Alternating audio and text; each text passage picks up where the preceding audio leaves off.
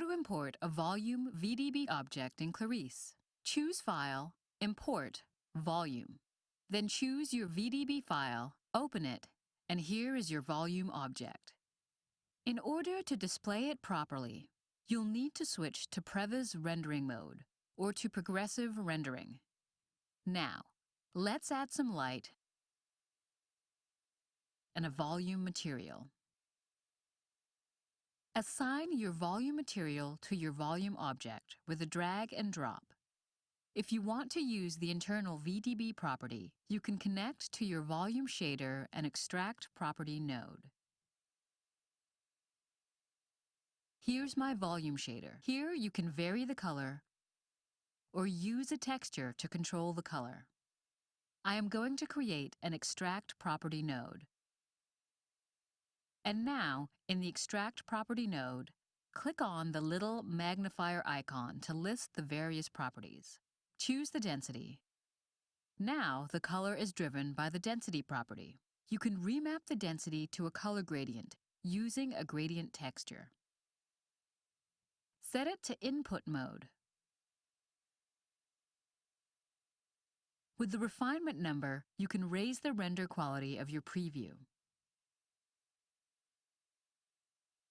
A VDB object is an object like any other. You can easily select it by clicking on it, move it, rotate it, scale it, copy and paste it using Ctrl-C, Ctrl-V, and use any Clarisse tool like the Clone tool. You can also use combiners and have interesting results, as well as scatterers. Now, let's import an animated VDB file. All I have to do is go to the File menu, Import Volume again, choose one of my VDB files from an animated VDB sequence, open it, and now in the Sequence section, hit Detect Sequence, and Clarisse will detect the padding and read the sequence automatically. I can use my shader, and when we scrub the timeline, we can see the animation.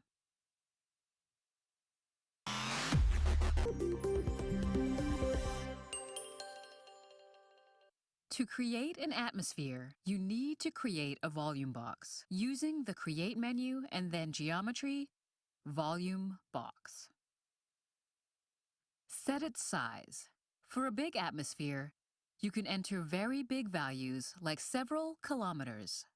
For this tutorial, we will just use a 10 by 10 by 10 value on all axes.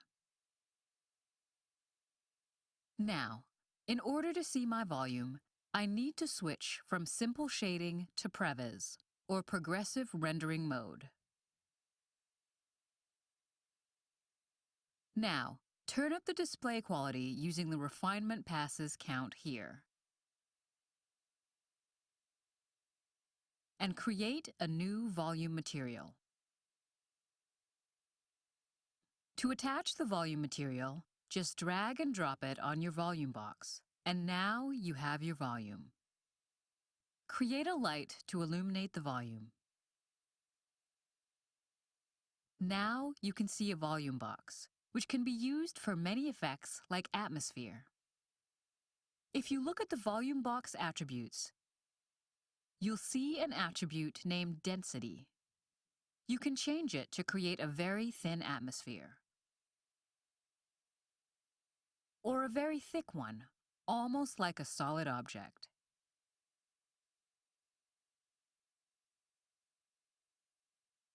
You can also texture this density using the regular texture system in Clarisse.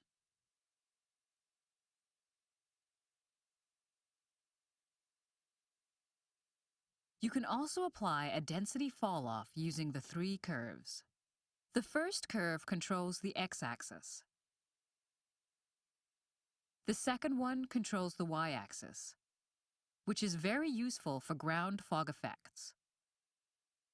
And the blue one, the z-axis. You can also add keyframes to the curve using middle click. Now, If you remove the distant light and create a spotlight instead, you'll see how easy volumetric lighting effects can be achieved using this volume box. For this, I'll turn down the density of my volume box until I can see a light beam. If you turn up the intensity of the spot, you can clearly see the light beam effect. If you add objects to your scene, they will cast volumetric shadows.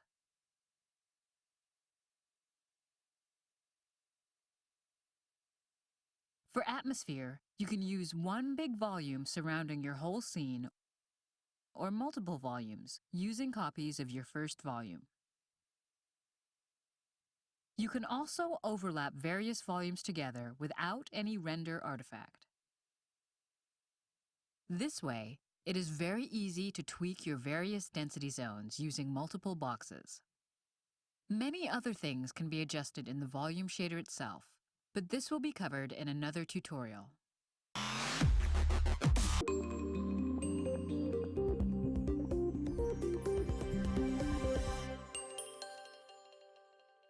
Open the Volume Material project file. A volume is simulating small particles floating in the air. The density multiplier controls the thickness of those particles.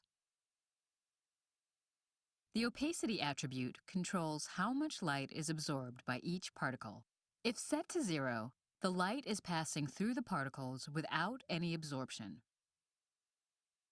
That way, you get no shadow and a pure additive effect inside the volume itself. The color attribute controls the color of the particles. A black color gives you a pure absorption like a black smoke.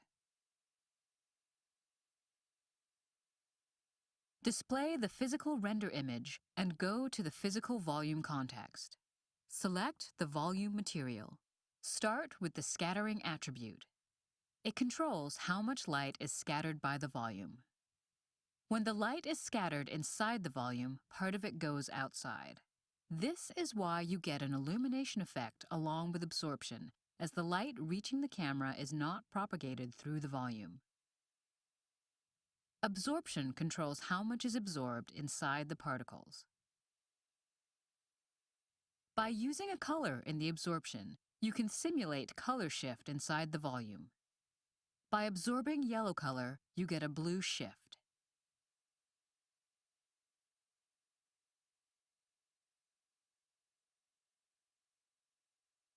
If you absorb blue color, like in the atmosphere, you get an orange shift, like in a sunset. The transmission attribute is not a physical one.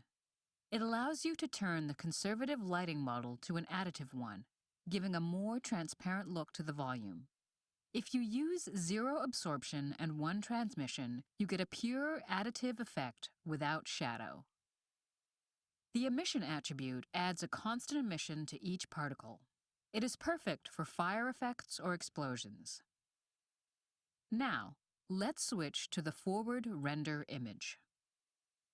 When the forward scattering is set to 0, any light direction is scattered uniformly through the volume. When forward scattering is set to 100%, only light coming in front of the camera is scattered through the volume. On the opposite, when forward scattering is set to negative 100%, only light coming from the back of the camera is scattered through the volume.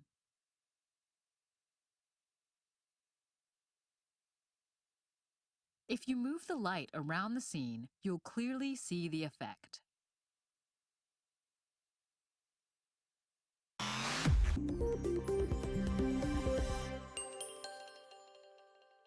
Open the Smart Group project file. You can see some objects in the left context, some other in the right context, and an empty scene with an image inside, filled with objects inside this group. First, lock the attribute editor on this group and lock the 3D view to the root of the scene. Switch the object list mode to rule mode. If you want every object of your scene to be visible in your image, use a star, which means everything. The list is now filled with all the elements present in the current project. If you only want objects present in the left context, just copy this path in your rule and use a star at the end, and you'll only get objects in the left context. If you want objects in the right context, just do the same for the right. You can also filter the object names. For example, if I only want boxes, I can replace the star with box star, and now I only get the boxes. If I only want box 1, for example, I can type the exact name. You can also add multiple rules in the same line if you separate them with semicolons, like this. For example, if I want also the left sphere. You can also use paths that are relative to your current group. For example, my group is here. If I move these two cylinders into my scene context, and if I want these two cylinders in this group, I just have to type point/*, and I'll get all the objects that are in the same context of the group.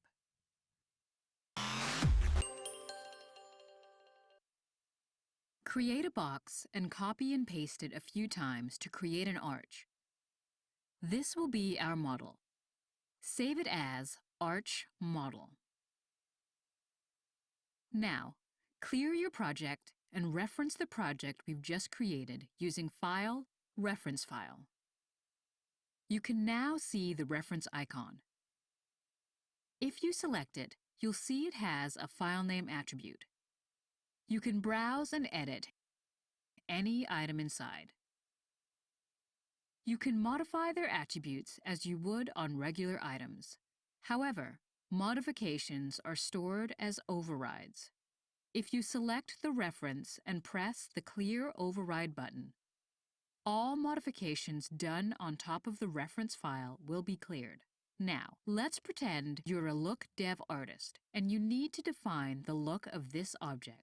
Create some materials and assign them to the different parts. You can now save this project as a new asset named Arch Shading.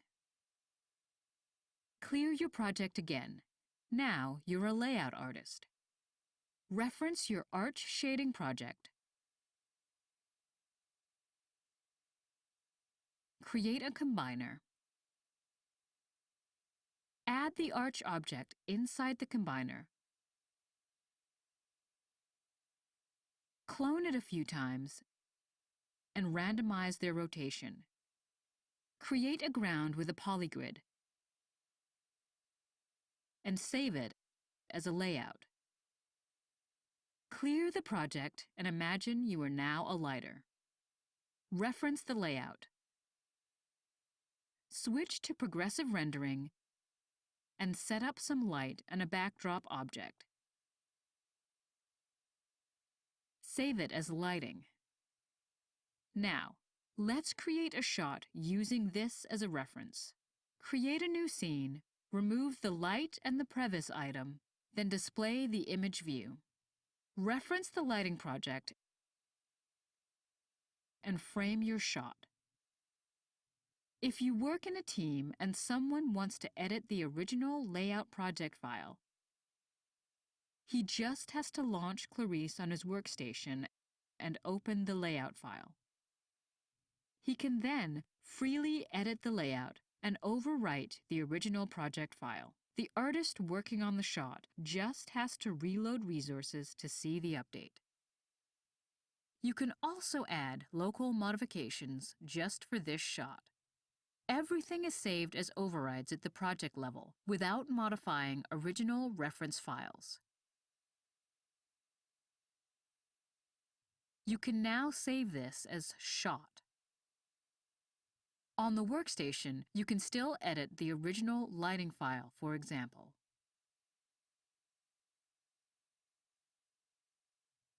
When you reload resources in your shots, local modifications to the shot, like the light color change in here, are preserved.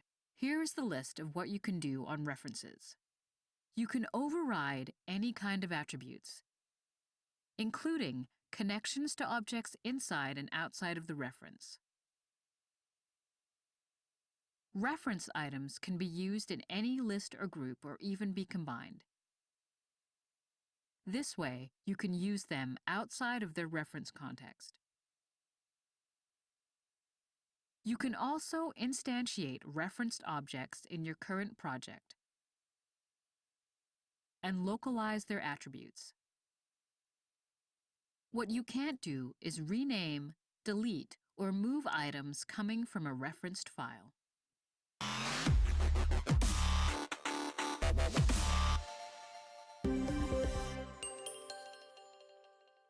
First of all, let's open the Clone 3D project.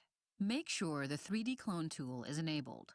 In order to add an object to the source list, just Control-click on an object and it will be added to the list. You can also Control-Shift-click on an object to add multiple objects to the list. To remove objects from the clone list, select the objects and hit the Delete key. You also can directly drag and drop objects into the source list. To use the tool, just click on your scene and the object will directly be pasted under the cursor. You can also click on an empty area, and it will automatically use the Snap default plane. You can create copies or instances. By default, it is set up to create instances. You can see here the little eye icon. If you prefer copies, switch to Create Copies mode. By default, the 3D Clone tool places items using the position of the object located under the mouse cursor. If, for example, you click multiple times on the same place, you'll stack objects on top of each other. If you prefer, you can define a custom collision geometry group using the geometry group. Inside this group, you can see two objects, the polygrid and the sphere. Now, Clarisse will only use these geometries to place the copies. If you want the geometries to follow the support normal, check Align to Normal. Now your copies will follow the surface. You can also set on the fly the rotation, scale, and the translation. To do this, click and drag. Then, hit the A key to change the rotation, and click on A again to switch the axis and release the mouse once you are satisfied. Click and drag. A, release. If you want to scale, use the same method. Click and drag, hit R key, drag to set the scale, and R again if you want to change the axis. Release once you are satisfied. You can combine multiple transformations using A, then R, then A again if you want, and then W if you want to change the position. And then again, release the mouse when you are satisfied.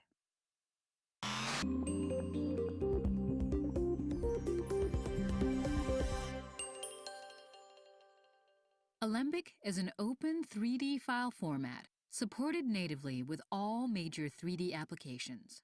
It supports various kinds of 3D data like locators, cameras with lens effects and film gate information, particles loaded as point clouds in Clarisse, which can be used to scatter other objects, curves, which can be used as base for fur and hair, and of course, polygons and subdivision surfaces. Each of them can have properties like UVs and shading groups, which allows you to apply various materials to each part of a geometry. Clarisse also supports arbitrary properties that are exported in the Alembic file. This is very useful if you wish to drive your shaders, for example. Any kind of animation is supported, like ridge body animation, animated deformations, and even animated topology resulting from ISO surfaces. They are all working with 3D motion blur. Alembic is not a high-level scene format storing complex animation setup that includes operators such as skinning. Instead, everything is baked, frame by frame, directly into the Alembic file. This way, you're always sure to get the exact same deformation, no matter what software was used to create them. The basic parent-children kinematic item relationship is preserved, but you won't get Bezier-spline F-curves. You'll only get frame-by-frame baked transformations. One important thing to know in Alembic is it doesn't carry materials, but only geometries and shading groups. The final look dev must be done with Clarisse. When you import a new Alembic file in a project, geometries always come with no material attached. Fortunately, Clarisse has tools which automatically reassign them on the fly, using various criteria like item and shading groups names.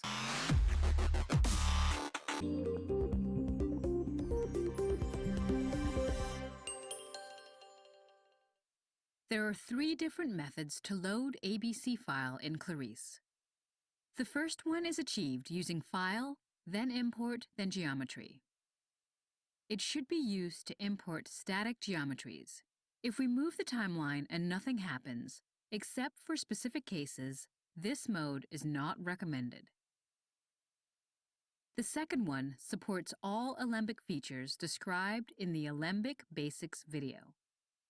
Select File, then Import, then Scene, or click on the Alembic icon from the shelf. For best results, make sure Clarisse's frame rate matches the Alembic file one.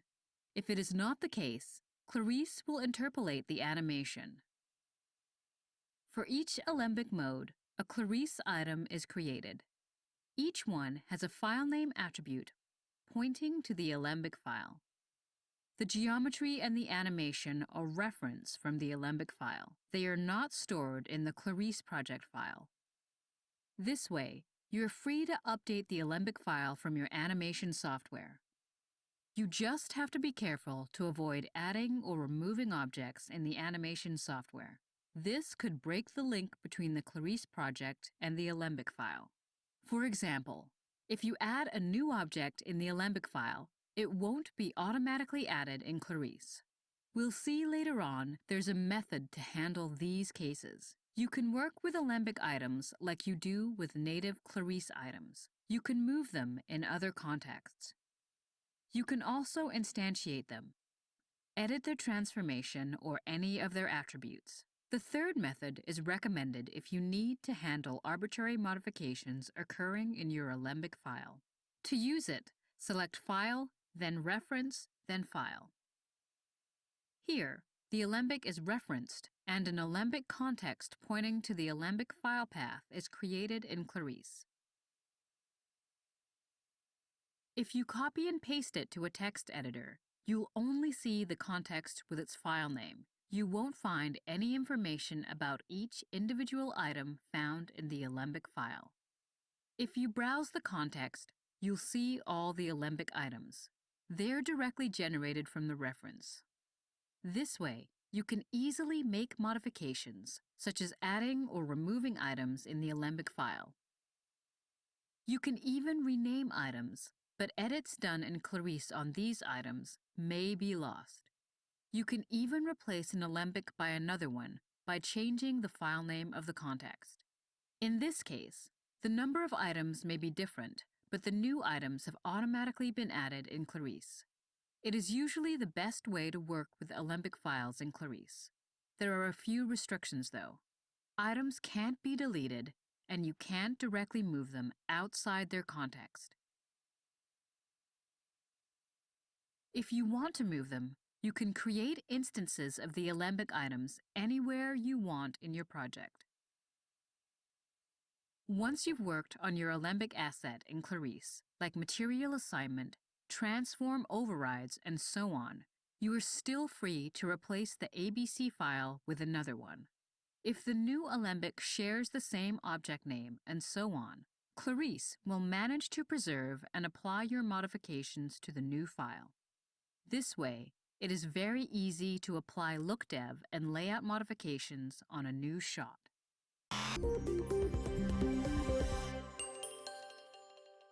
First of all, let's load the point cloud attributes project file.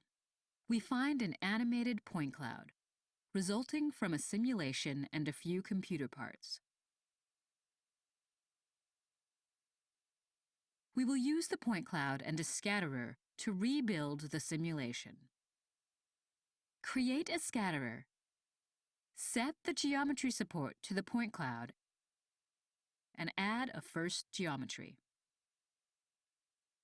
You now have many animated keyboards with a fixed rotation. Add the other geometries to the list. When objects are not in the right order in the list, you can simply reorder them using drag and drop. By default, objects are randomly scattered over each point.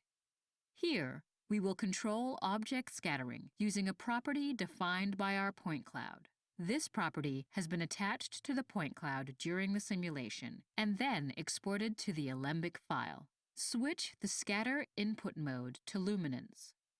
You have 4 objects in the list, so values between 0 and 1 will be divided by 4.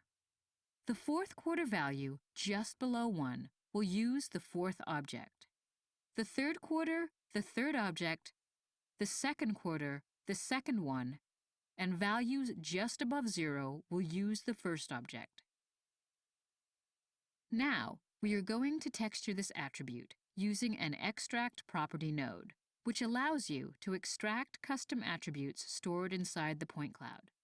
Be careful about this value. Even if the attribute is textured, the texture value is multiplied by the scatter input value. Click on the checker icon and create an extract property texture. Click on this icon to list the various Alembic properties currently available in your project. Choose Scatter Input.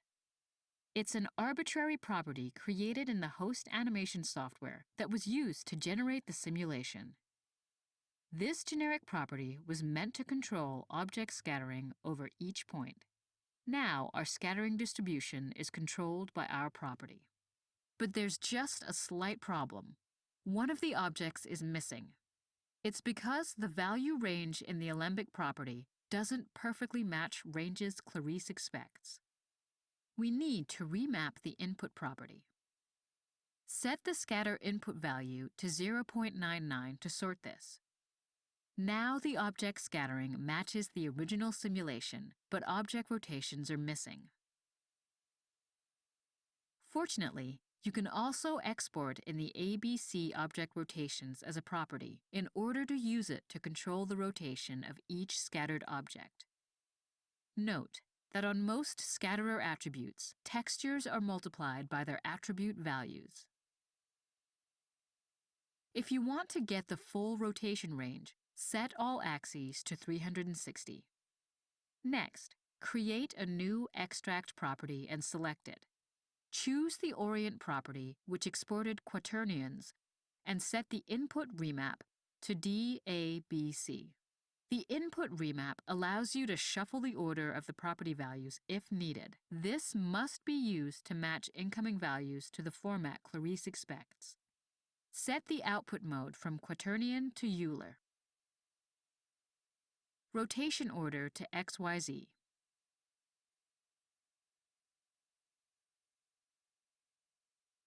Finally, select the scatterer and set its scatterer rotation order to XYZ. Now, the scattered object rotations are perfectly matching the sim.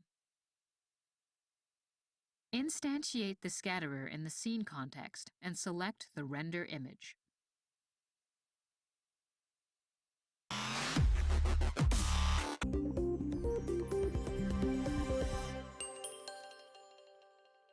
Let's start with an empty scene and reference Trail ABC file. If you play the animation, you can see some animated donuts. Switch to Previs mode. Create a new standard material and drag and drop it on the table. Now, we want to color the table using an Alembic property defined in the ABC file. Let's open the Material Editor and create an Extract Property texture.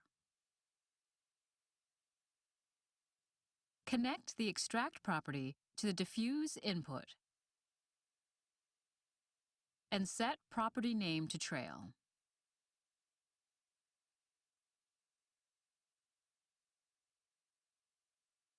If you play the animation, you can see a red trail coming from the Alembic property, read from the ABC file. In this particular case, a red color on a black background. We are going to use now a gradient to remap the property's value. Switch mode from incidence to input. Create a second key and change its color to some blue color.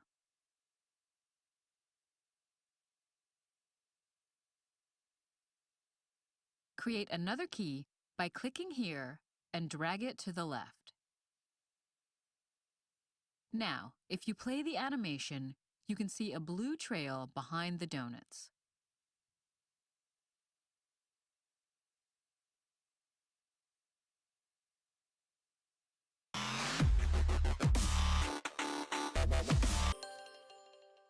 When you assign a material in Clarisse, either with a drag and drop or using the material linker, you create a hard link between the materials and the geometries in Clarisse. So if you sequentially remove the geometry to replace it with a new one, you ultimately lose the link. A more robust way to assign materials is to use shading layers. To create a shading layer, right-click and choose the Shading Layer Creation. If you want to see the shading layer action in the 3D view, drag and drop the shading layer on the Shading Layer button. The shading layer uses a set of rules to procedurally define which materials should be applied to the various objects and shading groups. We have 2 objects, each one corresponding to 6 shading groups. To create a new rule, press the Add button. Double-click on Material to choose a material. We are going to choose the red one. First, we'll learn how to use the star wildcard. Type a star in the filter. The star means everything, so basically, you've just created a rule saying apply the red material to everything. In a rule, you can also use the path of an item inside the Clarisse project. For example, this object is located here. So, if you copy this and paste it at the beginning of your rule, you'll now apply the red material to the object A.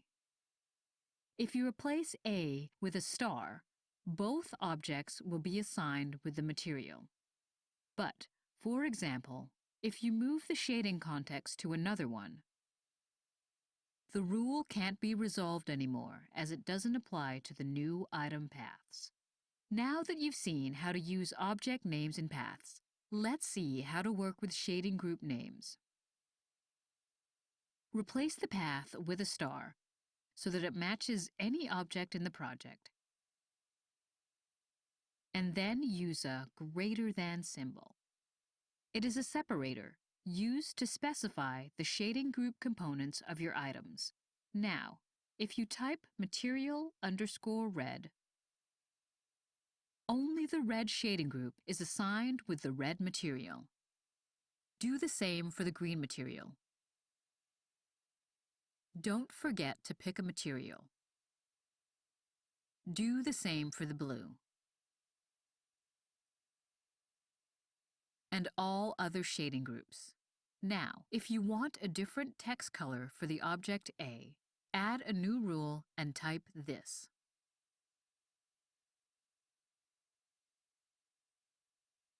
Assign the blue material to the blue rule. Nothing happens because the new rule is at the bottom of the stack. It is then overridden by the rules above. Use the Up button to raise it to the 6th position. Now, the object A is assigned with the new material. Sometimes you have scenes like this one, which are already set up with materials using hard links. This is quite common as most look dev artists favor this method to assign their materials early in production, typically by dragging and dropping materials directly on objects.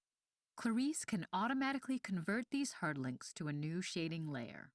Just right-click on the image, create a shading layer, and choose the appropriate option. Use relative names is the most common one. A shading layer is then generated. Now you can remove all your hard links using the material linker. To get the look dev, go to your 3D layer and assign your newly created shading layer to the shading layer attribute. Materials are now applied by the shading layer.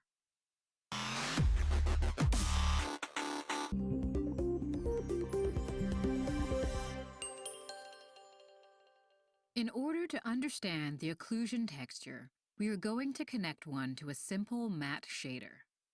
Set the distance falloff curve to a constant one. Change the radius to 1.7 meters and the angle to 0.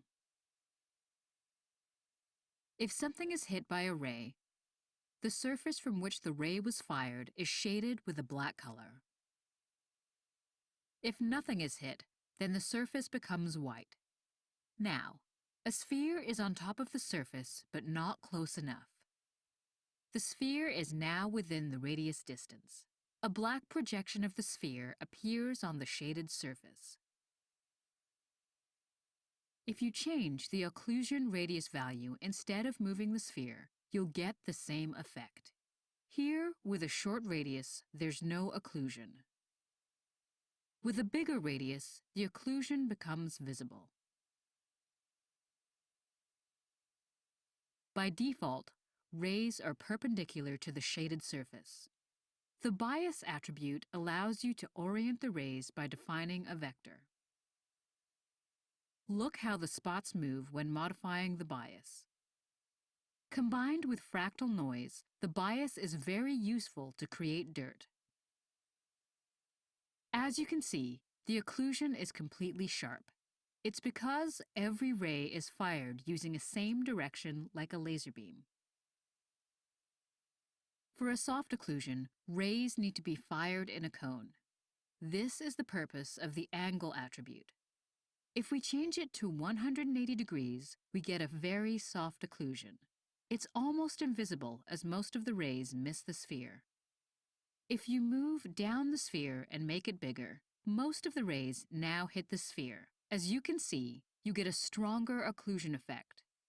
Now that you have a better understanding of the occlusion texture, let's have a look at the occlusion mode. The first mode shades the outside of the surface. Inside, there is no occlusion effect. The inner mode is reversed. If you want to have an occlusion effect on both sides, set it to ambient and inner. The inner mode is very useful in combination with a low radius to darken the edge of an object. The Merge Objects attribute allows you to remove artifacts due to objects being very close to each other. Now, let's see how you can control occluders. Sometimes you want to manually specify which objects are affected by the occlusion. To do this, just select some objects, create a group, and specify this group in the occluders attribute. Now, objects that are in the group are affecting the occlusion. To better visualize the normal and distant fall-off curves, set the angle to 0. The normal fall-off curve controls the intensity of the occlusion depending on the incidence angle of the hit surface. The distant fall-off curve controls the intensity fall-off depending on the distance.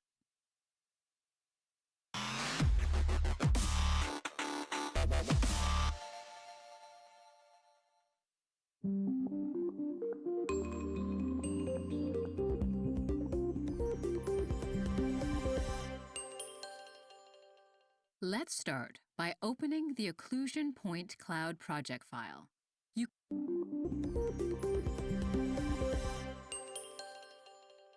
Let's start by opening the Occlusion Point Cloud project file. You can see a point cloud using a polygrid as geometry support. What we want to do is to control the point cloud density depending on the proximity of the sphere. Let's go to the point cloud decimate texture attribute and connect it with a new occlusion texture. You can see that all points have disappeared.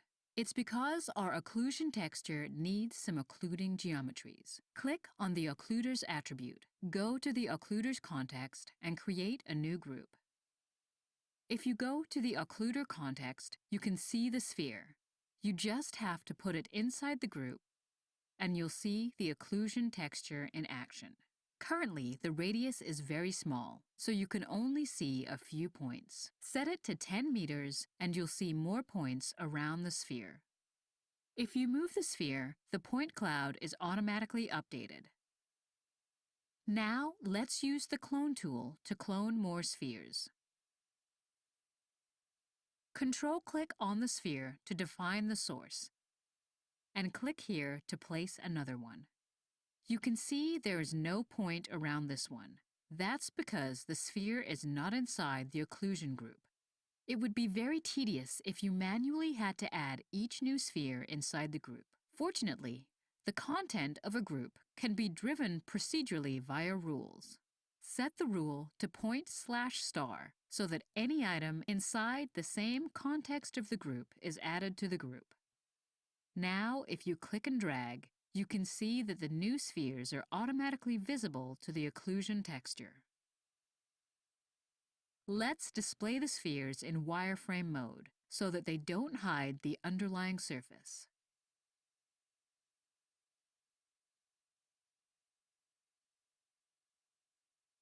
If you want a sharper effect, go to Occlusion Texture and reduce the angle. If you set it to 0, you get a perfectly sharp effect. If you go to the finished context, you'll find a simple setup using the point cloud to scatter little boxes.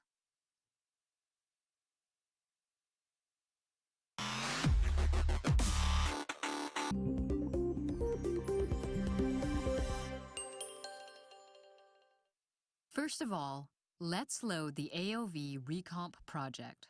We will learn in this mini tutorial how to reconstruct this render using AOVs. Currently, it doesn't output any AOV. Select Render Image, then the background 3D layer. Open the AOV editor. Select Diffuse, Specular, Luminosity, Reflection, Refraction, and SSS channel layers, and hit the plus button to enable them. Now we have all the necessary AOVs available to reconstruct our render. Let's go to the compositing context. Drag and drop the comp image to the image view and select the material editor. Select the comp image, add a color layer to the image, set it to black. Add an add filter, texture it using a constant color. We'll use this texture as an entry point for our comp. Drag and drop the constant color in the material editor and rename it comp_texture. Now, let's drag and drop your 3D render to the material editor. If you connect this map to the comp texture, you'll be able to see your beauty pass. Now, let's take a look at the attributes of the map. You can see all the AOVs. First, set it to diffuse. Copy and paste the node. Set the copy to specular and rename it accordingly.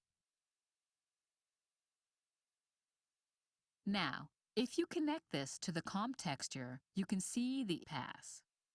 You can now use an add texture in order to add both passes together. You now have a composite of these two AOVs. Do the same for all the outputted AOVs to reconstruct your full beauty pass. You now have your beauty reconstructed with AOVs.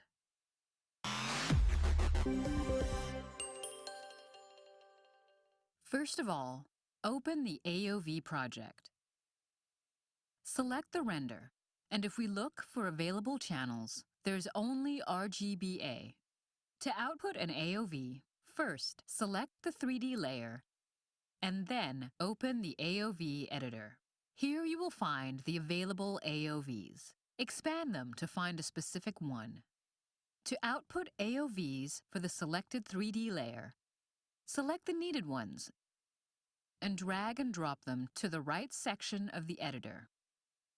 You can now see the AOVs in the list. If you want to remove an AOV, just select it in the list and hit the minus button. In some cases, if the built-in AOVs don't meet your needs, you may create a custom one. For example, if you want to output this checker texture as an AOV, first you'll need a new custom channel layer in your image. To create a new channel layer, open the Image menu and choose Edit Channel Layers. Click on the Add Layer button and give a name to your new layer. Then, create the needed channels. For a color layer, you'll need 3 channels: a red, a green, and a blue one. Now, let's connect this new channels layer to your 3D layer. Search and select your custom channel layer. Here it is, and assign it to your 3D layer. Currently, it is grayed out because no AOV is outputted in this channel layer. Select your checker material and go to the Material Editor. Create an AOV store and set the output to your custom checker channel layer. Now, connect the checker to the input and the AOV store output to the arbitrary output variable's input of the material. If you take a look at your list, you can see the checker AOV. If you need to connect this AOV to all your materials, you can use the search feature using the F3 key. Type matte for materials and select all the materials for your project. Go to the Attribute Editor and click on the Add button to multi-connect all these materials to the previously created AOV store. This way, your new custom AOV will be connected to all materials of the scene.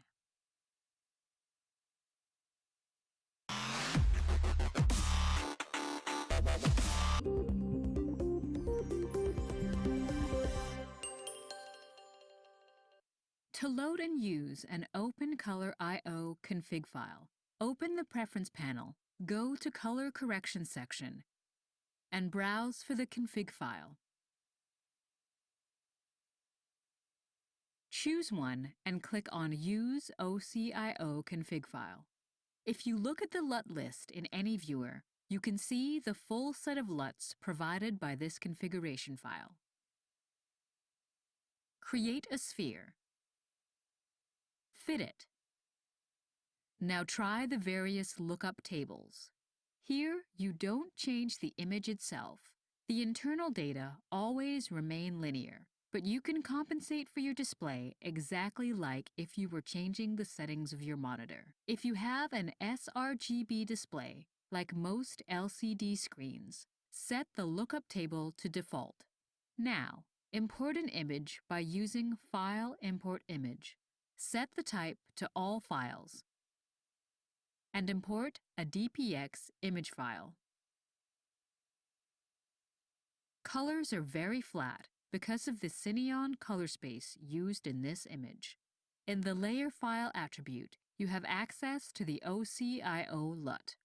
Set it to Cineon, and the image is automatically converted to the Clarisse internal linear color space. Next, import an EXR file. This time, there is too much contrast because the image is already in the linear color space, and Clarisse acts as if it was an sRGB one. Set it to linear to get the correct colors. Now import a PNG file. Colors are right because it is the default input color space, and Clarisse has already converted this sRGB image to linear. Sometimes you don't need or simply don't have a full OCIO configuration file. You just want to load a single LUT file. In this case, disable the Use OCIO config file. Open the LUT manager, add a LUT, name it, browse for your file, and click on OK. You now have access to your new LUT. It can be a custom color profile for your monitor or a grading created in a grading software.